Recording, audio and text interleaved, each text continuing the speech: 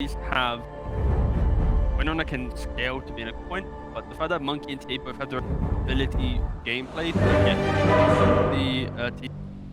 But then again, Wyvern mitigates that completely. I like what we. I really like. Have Slack's factor as well. Wind Ranger game 3. Who's gonna take it? Find out now.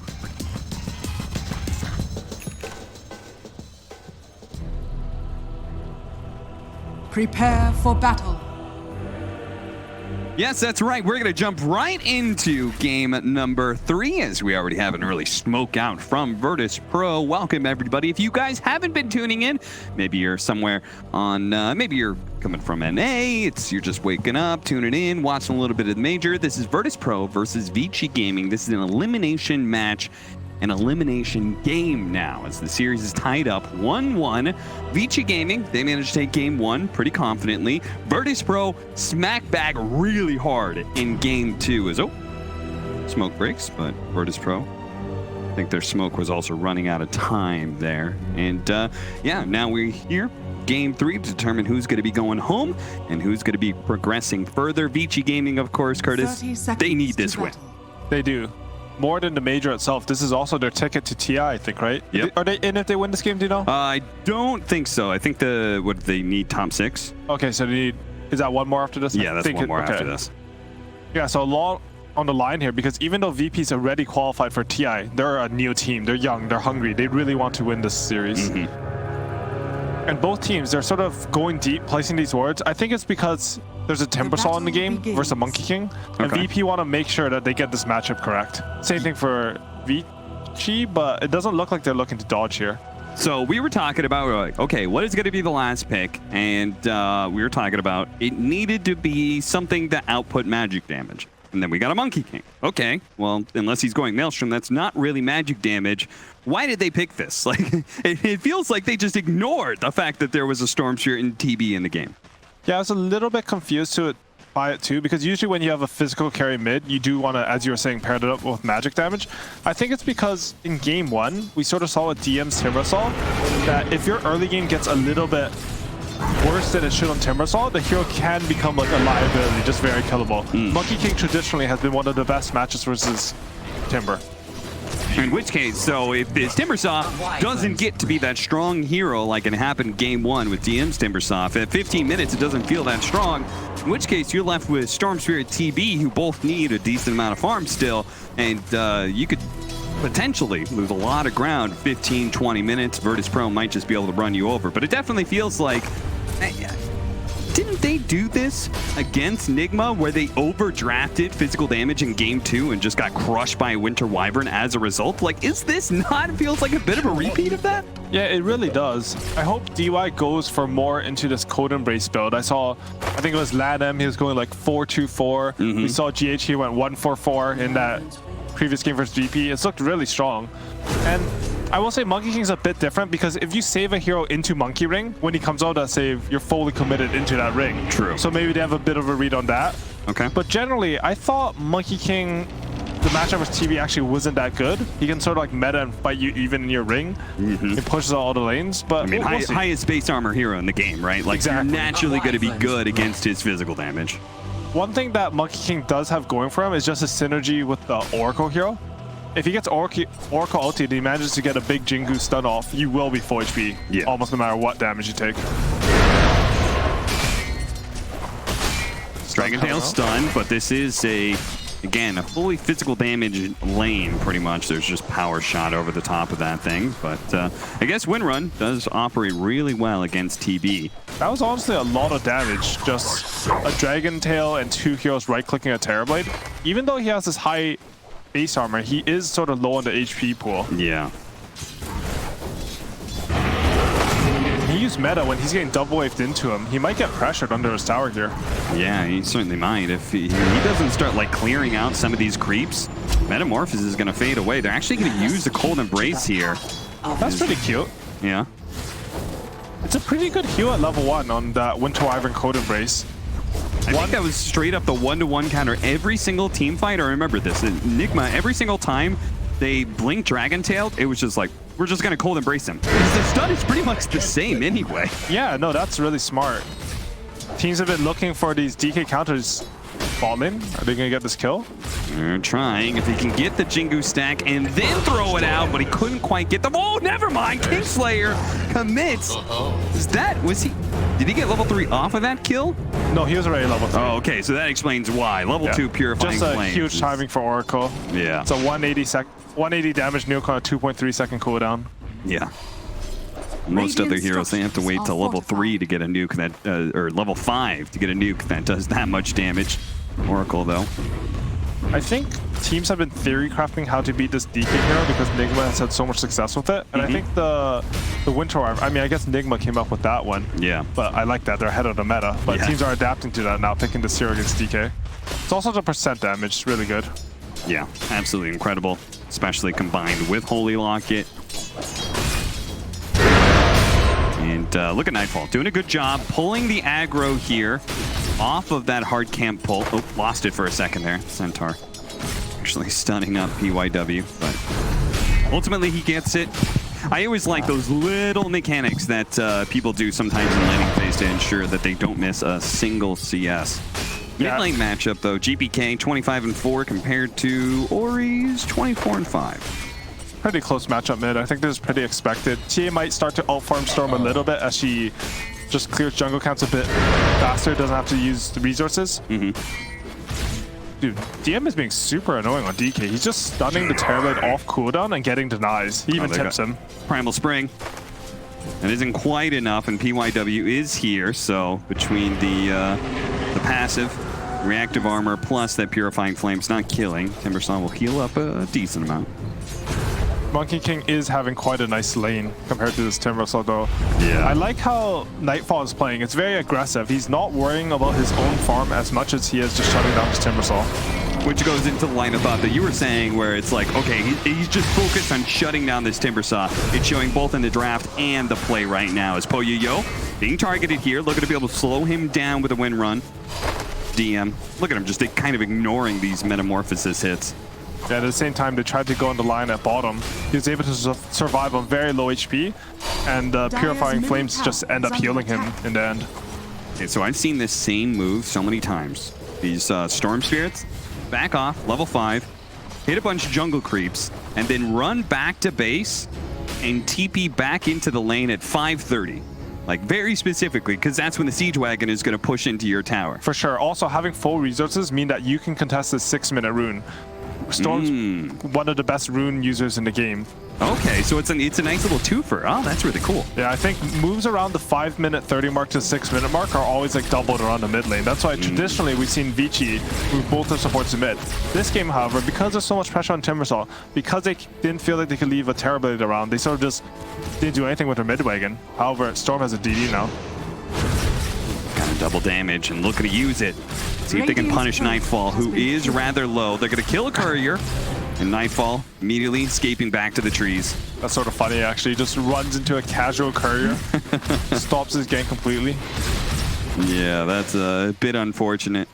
They're going to pressure mid until the Storm Spirit shows somewhere. This is what you were talking about, nothing to say, and his idea that mid laner leaves, you just tank the tower. You just 1v1 the tower with Lina, TA, and Ori. He didn't have a TP back to mid, so you know the mid tower with damage wasn't damaged. Oh. They're gonna go on GPK here. Save is also here, but GPK no longer having any mana.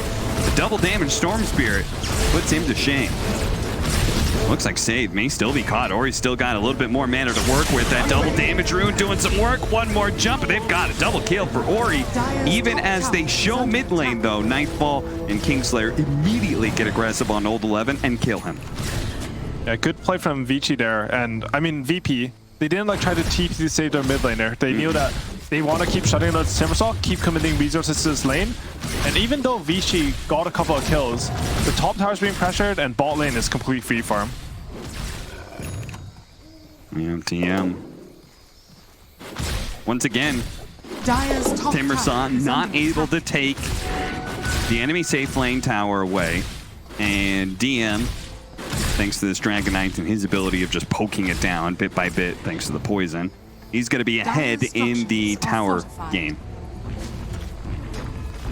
See what Virtus Pro does with that. 2-2, pretty even game right now. Felt like it was going a little bit more one-sided for Virtus Pro, but that big double kill certainly changed things a lot. And you could see Nightfall having a playoff map every single time Ori is gone. Actually gonna show himself. Oh, Ori! He sees the monkey jump onto the trees and he's like, hey, I was looking for you. Thanks for coming straight to me. He jumped at an angle that normally the Storm wouldn't see him without using his Remnant, but they actually had this ward behind tower that barely clipped him, Ori just with the fast reflexes instantly cuts the tree. Beautiful. With that Monkey King death, I think they should be able to pressure bottom tower. It's really scary to TP back into the bottom as Monkey King here. We'll see what he decides to do.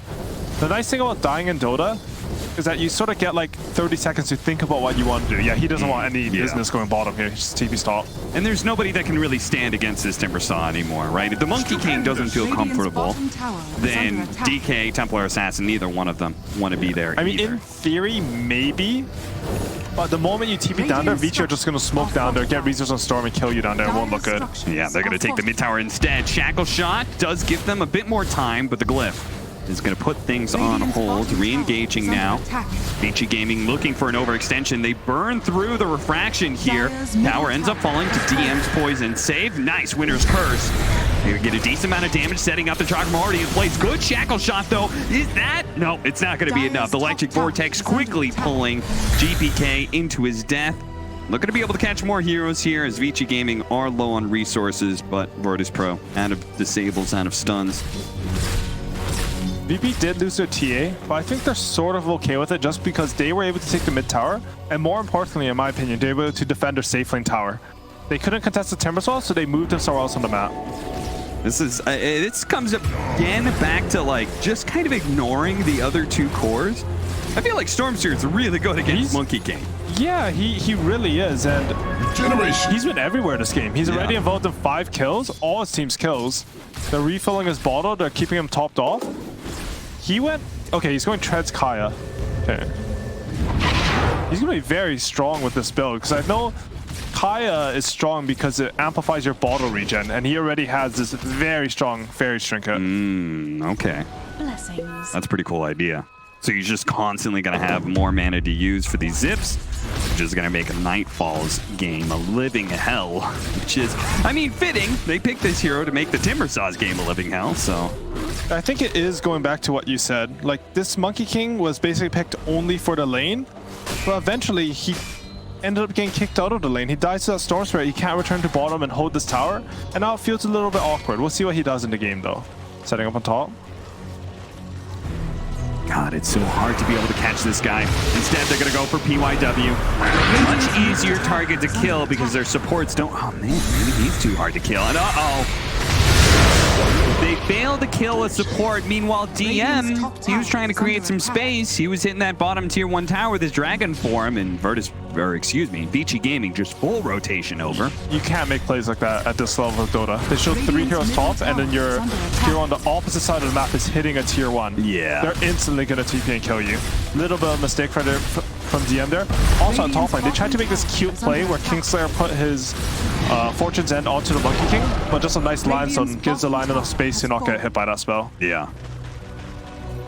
It's just the fact that Storm Spirit was sitting in lane, showing on map, and 3 heroes were moving towards him, and you didn't feel good about Virtus Pro's chances of killing a Storm. Like, that says a lot about how free Ori's game is. Yeah, there's not really... Until you have, I guess, DK's Blink Dagger, which he is close to. Yes. There's no real way to stun him up and just kill him. That being said, DK is sort of taking this dangerous lane in bottom, getting his farm up. I think VP are waiting for this Blink Dagger to hit their timing. Yeah, they're going to need it. That's for certain. Fortunately, the lane is just kind of pushing into DM because of old 11 Chakram spam, so it is very safe farm in many ways. Even still, though, Save's still kind of sitting behind him. Nobody of Vici Gaming is going to ever take that bait, though, because they're on the other side of the map trying to make a move. Smoked up, trying to find somebody, seeing if there's anybody lingering in the trees here. Nice aggressive ward is going to spot them, though. So now, seeing a couple of those heroes one thing I want to make note of is whenever VP are unsure where their opponents is, they always stay a bit grouped up. Even though they're in the triangle, you saw 3 heroes beside each other just because they didn't see the VG heroes on the map. Saw DK sort of hugging under the tower. That's sort of a sign of good communication because someone will talk about it and then everyone will react accordingly. Right. So the moment they see those heroes, okay, Save's able to kind of pop out, start farming. He's also going to go Blink Dagger, which he could have gone from like maybe a Javelin build, see if he could build some magic damage to actually try and kill the Timbersaw, but instead focusing on initiation. And as you say that, he goes back for the Maelstrom. I think it was a call. DK said, I blink, let's go. And it's like, oh wait, my DK is going to stun everyone from me. I can style on people with Maelstrom. See if they can get this. Chain stun in, leading out. Dragon Tail, Shackle Shot, follow up, and it does manage to last. That is a dead Storm Spirit, and they're going to catch BYW perhaps as well. TY, look at him lurking in the trees. There to go with the Winter's Curse. And Virtus Pro, I think they immediately spotted the Winter Wyvern and split up nicely as a result. Yeah, just good reaction from them there. That's the best kill for them to get. Maybe the Terrorblade, but this Storm is really controlling tempo and slowing it down is really good. Yeah, absolutely. It's the same ward. It was a ward on the high ground above Roshan. In both games, I think it gave them really good jumps. Yeah, they've got this nice little semicircle of aggressive wards from Virtus Pro. One of them is going to be found out here, but between the lane and that entire area, that does help control Roshan. And that's going to be really important. TA, hold up, Ori. Jumping onto DM here. Just a bit of a poke. Nothing serious, just a joke. Don't worry about it, as the Oracle will ensure that these pickoffs by themselves are going to be a little bit difficult. Very controlled from Vici there. I think a lot of people on pubs, they would have tried to commit on him, but they understand that the Oracle's there. They saw him too, but yeah, they don't expend finger. It's okay to make these jumps, you know? You force a reaction, you see some heroes, give some space for your Terrorblade to farm. Money changes hands. And at this point, what do you think? Is Vici Gaming, do you feel like they're doing anything with that information, or is they just kind of content with like, okay, they're not making an aggressive maneuver, which means Terrorblade's farming? I mean, Terrorblade just caused Manta style. I don't think Vici should feel under any pressure. As we talked about earlier in the cast, this Monkey King doesn't really match up that well versus Vici heroes, and you also have Terrorblade versus TA. Terrorblade's pretty much uncountered this game. Gonna go for the Monkey King. Again, saved. Kingslayer never over-addressing these pokes either. Not using the False Promise, just a Fate's Edict. As long as you limit the magic damage, they shouldn't be able to blow up a hero. I mean, TA's farming too, but I feel like the net worth on Terrorblade is worth a lot more than the net worth on TA. Sure. I don't know if they should feel so casual about the game say on VP, but at the same time, like, it's not really easy or simple to make moves. Yeah, they always seem like they focus a bit more on their own game and their own timings than trying to pressure the enemy in these like bigger scale games. Obviously, when the draft and they were trying to shut down that Timbersaw, that is them singularly focusing on a hero. But I noticed this in the Nigma matchup too. Game 1, they were kind of slow. And Kyle's sitting there going like, I feel like I want them to pressure more. And then all of a sudden at 15 minutes, it was like, boom, we've got items, and they were just running around the map constantly. Yeah, for sure. I feel like, I don't know why, but a lot of their drafts, they're playing, they're waiting for their timing, but they don't have the better late game. Like we saw that versus Nigma, they had the Mars carry. Like they're under a timer. Maybe that's how they like to play, but it's hard to play Dota like that in these high pressure environments. Oh, the 11. He's tanky, but this is 4 members of Virtus Pro trying to bring him down. And is it going to be enough, though? There it is. Purifying Flames. That's just enough. DM's going to be pulled back in, but, oops. Accidentally used Fate's Edict on himself. Kingslayer perhaps fearing that Ori was going to jump on him, rather. DM does manage to find the Winter Wyvern here. Winter's Curse is up. DY, though, not seeing a good opportunity. Virtus Pro remaining very spread. And now... Is that Roshan? They're going to go back into Roshan. That was a cool play. The Templar Assassin shows on the Timbersaw illusion, but the rest of the team hunting. Oh, that's really smart. Yeah, they felt secure because they thought the TA was about to do Roshan. That's a good point. Radiant are scanning. And now Vici Gaming trying to get a little bit of information of inside of the pit. Are they really going to try this one? Metamorphosis is going to be used. But Windrun already popped here. The Monkey King could have jumped in, slowing them both down, immediately hexed up. But at the same time, a beautiful shackle shot. Managed to lock down the Lion. Lion falls. Now poyoyo surrounded by the Wukong's man. Turns around, managed to get asunder. Oh, the 11 just came in and blew up the DK and the Monkey King. GPK going to be saved out by a last second false promise right before Kingslayer dies. That should keep him alive. But what a turnaround. hits the Sunder on the Monkey King, and then the Timber Saw cleans both him and the DK up. Just beautiful spell casting there.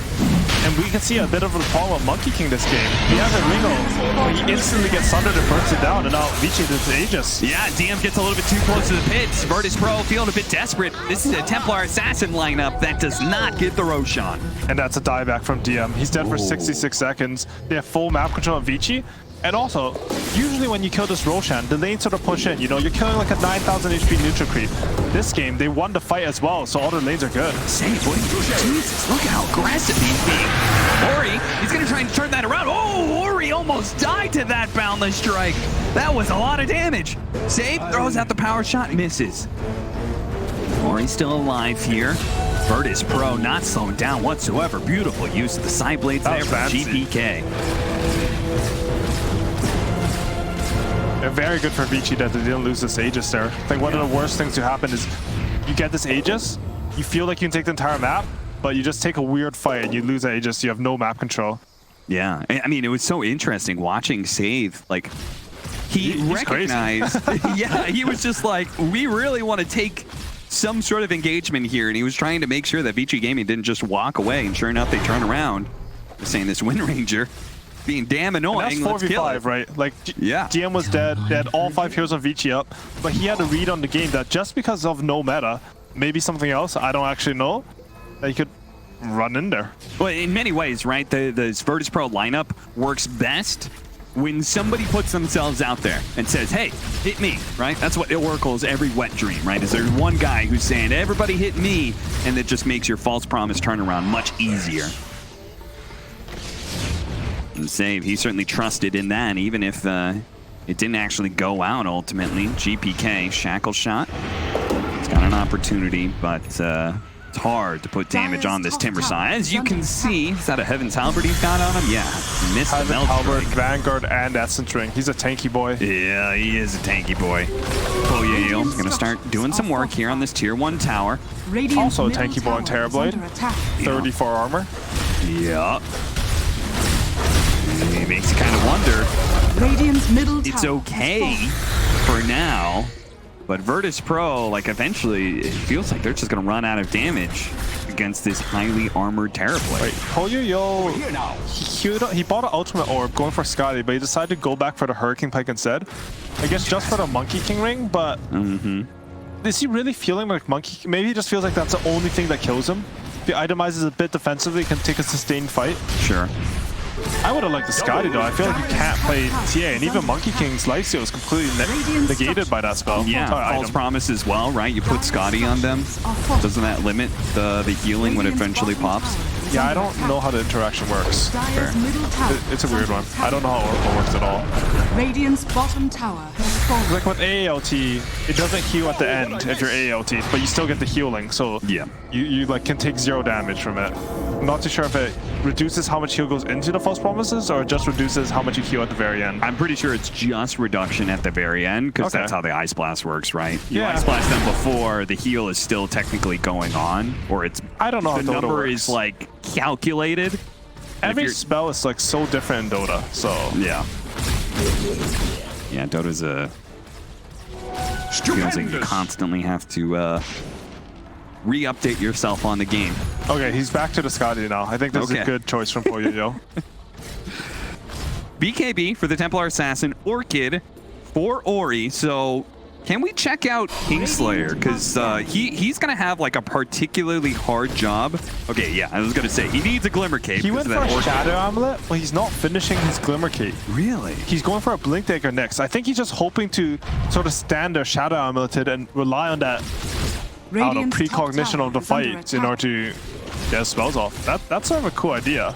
Cool idea, but doesn't Storm Spirit lay down AoE damage? I mean, if he's like prepared and Storm doesn't see him, the thing is, if he has a Glimmer Cape and Storm has Dust, he will still kill him. There are no saves for him on this team. Sure. I mean, maybe he's just gonna finish the Glimmer Cape anyways and just talk about random stuff. But I think the idea is sort of neat.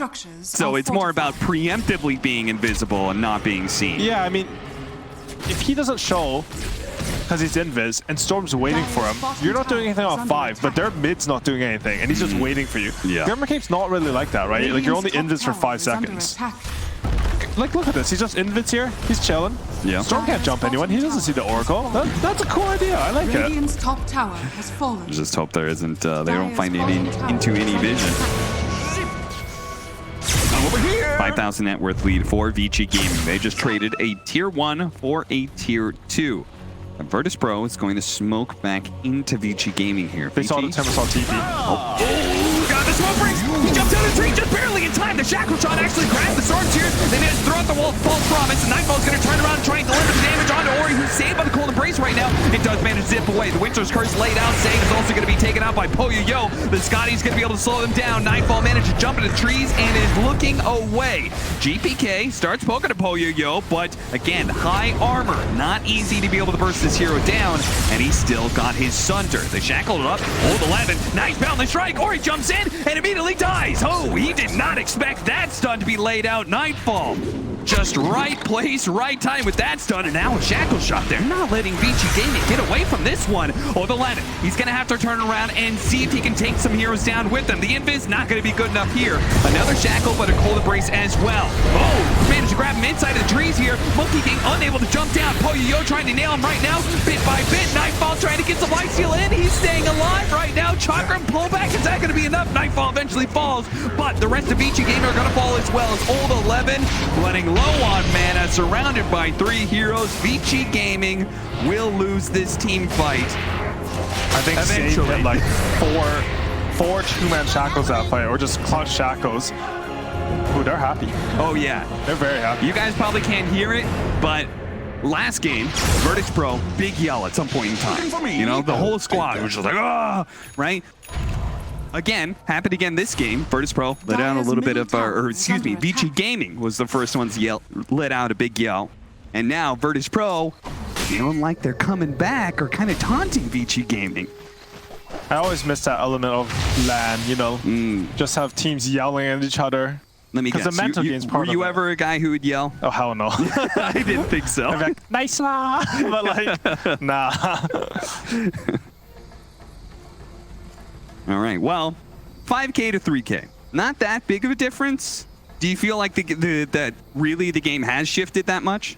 I think that fight showed that VP are capable of fighting against the Vici lineup. We saw that. Oh, nice try. Not that was quite a there. very close try. Yeah. We saw that the Monkey King went down and Wyvern tried to save, but he wasn't healing at all, just because the Maelstrom sort of negated how much he healed from the Cold Embrace.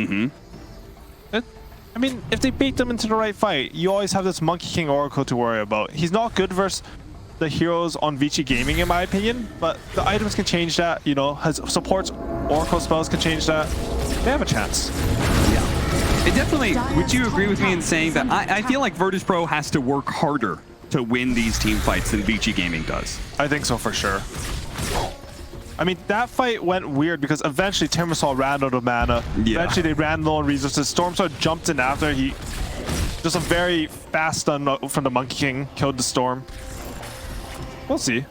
It definitely is going to be a lot of work in from these supports of Virtus Pro. They're close to BKB on the Dragon Knight. That would be a big item. Just allows him to just go in there. They don't really have any real damage from him through BKB. Same goes with now the Monkey King having his BKB, so it means Kingslayer doesn't have to immediately false promise him once he gets Orchided. I like this from VP. When your other cores buy BKB, I think it's just a good item to turn golden with them, you know? Yeah. And of course, a big reason that they did win this fight in the very long drawn out was they used 2 buybacks and they were close to their side of the map, something that you won't have if Virtus Pro decides to be the aggressors, and maybe that's why they're being a bit shy in doing that. As good, I was about to say, I hope we don't follow the replay of Timbersaw, his long, agonizing death. Took like 15 seconds to kill him. Yeah, I think this game's pretty much this Nyx Roshan. That's a focal point. Yeah. Neither team feels like they can. I mean, it can't spawn for another minute and a half, but neither team feels like they can lose map control of the area. Right. Oftentimes, Roshan is decided more by the vision and just where you can stand your heroes than actual fighting in the pit. Okay, so in which case, let's talk about the vision that we got right down as Virtus Pro are going to smoke up. They were smoking to this ward that they have aggressively down. They've got TA Trap spotting the Storm Spirit. Again, the burden of execution is high on Virtus Pro to be able to get this stun out. Trying to get the Dragonite into position. But now the rest of Vici Gaming is up here on this high ground. Virtus Pro are going to work their way across the map here, making the long moves around. Now that they're on equal footing, Old 11 actually stumbling right into them immediately. Heaven's Halberd, but let's see, the Monkey King, he tried to jump to the back line, but he didn't pop his BKB fast enough. Oh no, Nightfall, what have you done? Meanwhile, the Winter Wyvern does die with the rest of Virtus Pro managing to execute, but DM is out of here, and the rest of Virtus Pro is hoping to do the same, but save, and I'm thinking Kingslayer, they're both going to have to experience a dieback here. They're dead for a very long time, and Roshan, well, we'll see what happens in 20 seconds. It's amazing target firing from the Lion. He instantly sees a Monkey King, and he hexes him instantly. He doesn't get the BKB off. They call for it, Storm jumps him. That's a dead core, no buyback, can't fight at all. Yeah. Man, I can't believe he did that. Then he just jumped out. All right, there we go. We're inside the pit, and they see that Roshan does spawn. That was a fast spawn. Yeah, it was. That's really unlucky for VP. That was like a 10-second spawn.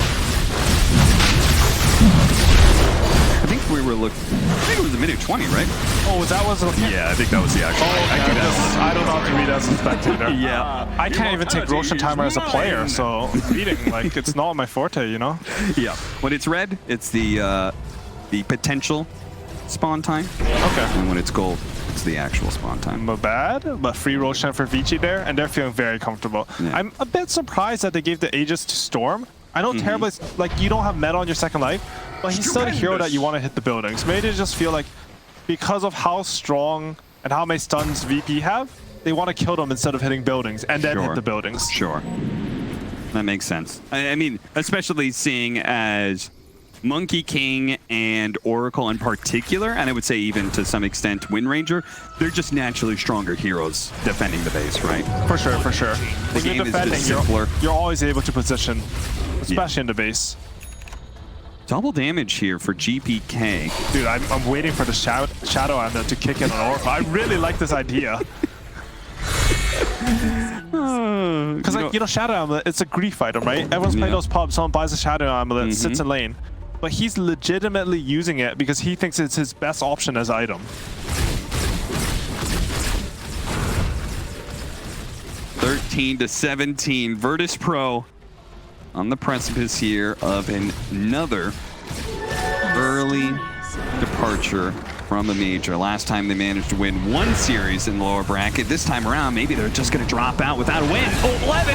Oh, nice stun. Boundless strike from Nightfall. DM and Nightfall find the Winter Wyvern, and they see that's a wonderful kill to get into Vici Gaming. They're going to buy back. They have actually got the outpost to be able to TP onto. They broke the tree as well. Nightfall sitting there, stunned up during his BKB. Now trying to get off the Wukong's command. Poyoyo immediately moving outside of it. GPK trying to land the damage with the Winter's Curse. Doesn't actually grab GPK. GPK is struggling though against all of this as the Terrorblade just reigns supreme, brings down both of the cores.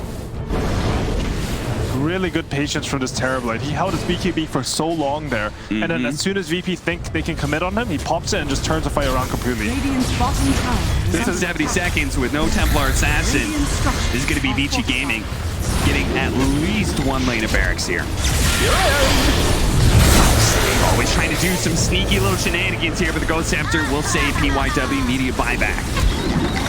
Dude, just the temerity of save there, you know? Like, there's a Storm Spirit, he goes on a Shackle.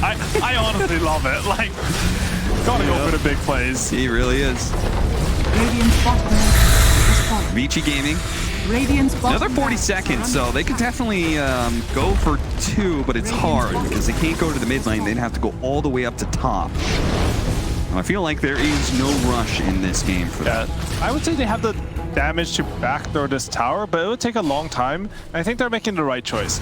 They push in bottom, they can just reset the map, wait for their like mega super creeps to kick in, and take a fight on their terms. You don't have meta, let's not take risks. bottom switch over to Illusion too. That's a big rune for Terrorblade. We're gonna watch that. We could see like poyoyo is not in danger of ever being bursted down. Like he pops the cheese there, but he's still on Sunder. Like there is. I feel like it's such a problem for Virtus Pro that they cannot. There's never a chance for them to blow up the Terrorblade without him getting off And Sunder. that's just because they have all physical damage, right? Yeah. If you don't have a mix of damage, it becomes incredibly easy to itemize against. And in Terrorblade's case, he has high armor, so he just buys 4 items that give him HP. Yep. That's exactly all he needs.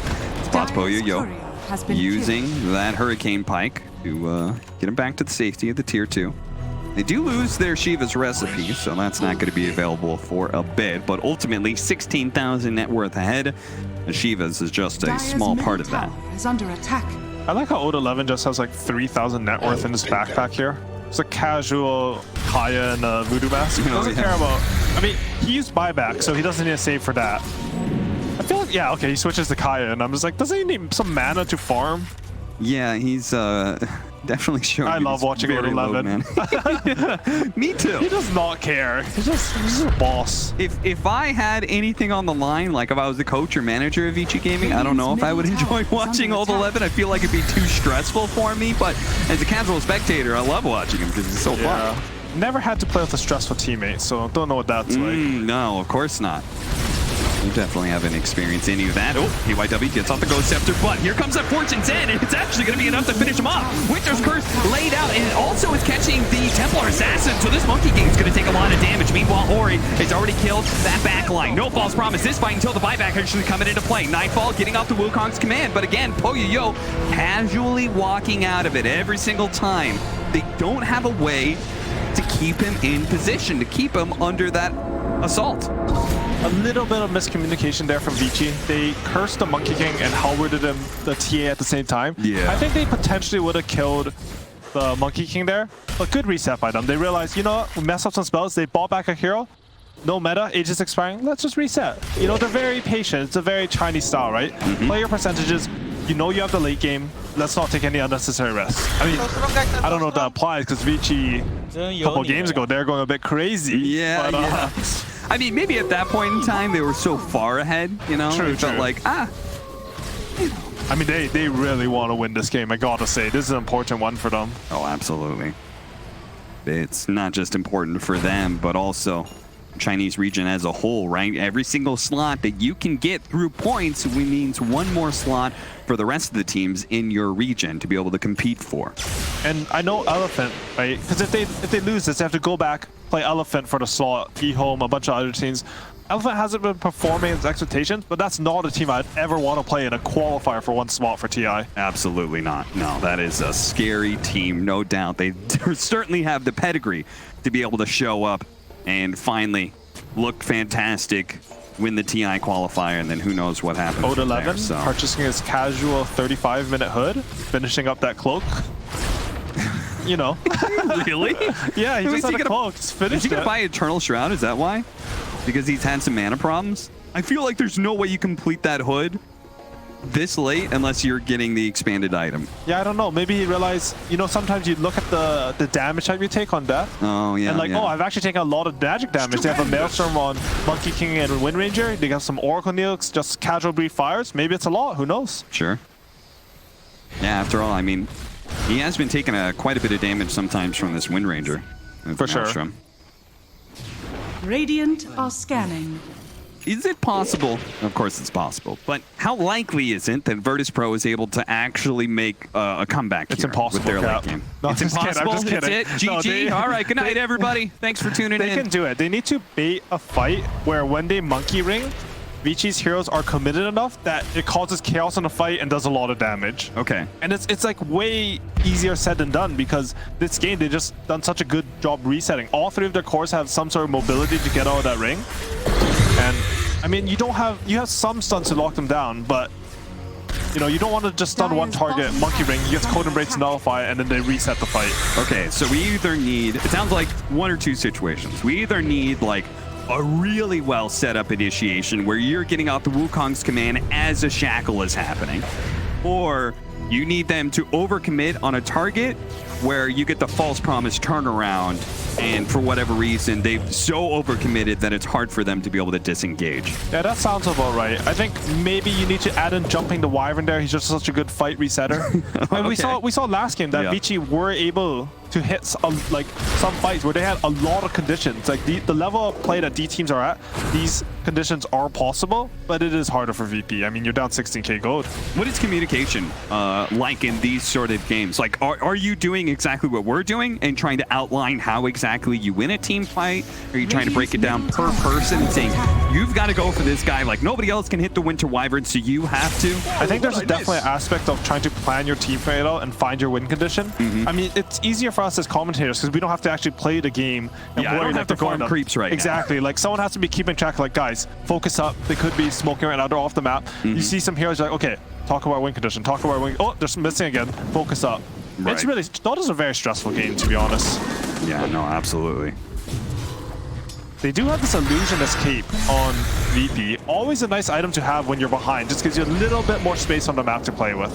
Yeah, and may end up getting that overcommitment though. You were talking really about. like this wraparound smoke. Yeah. I think it's the right choice too. They need to find the back line. Wyvern looks a bit vulnerable Radiant's here. top tower is under attack. Save. Sentry, ward. They have a ward on high ground. VG Gaming. They know that Virtus Pro is up here. And Timbersaw, once again, old 11, charging in. DM does manage to find the initiation, but it's going to be on the line. Immediately saved by the Cold Embrace. Meanwhile, Ori is going straight for Kingslayer, but he's going to be saved by the Fate's Edict right now. They still have an opportunity to get off the False Promise. The Winter Skirt's going to stop the Wukong's command from going out. He had the False Promise himself. Meanwhile, the Shackle Shot going down, but the Cold Embrace again and again. It just keeps on saving the VG Gaming heroes. They are struggling to be able to find a single kill in this team fight. 4 dead with no buyback, and that is very likely the game that they're going to find that final member, GPK, next to the Roshan pit. Rampage for Poyoyo, and that is how they're going to close out this series, I believe, as Vici Gaming can just march down the mid lane. You see old 11, he timber chains in. He finds a BKB Monkey King on a tree, cuts his tree, and that's GG. There it is. Vici Gaming are moving on. The TI dream is still alive for them here.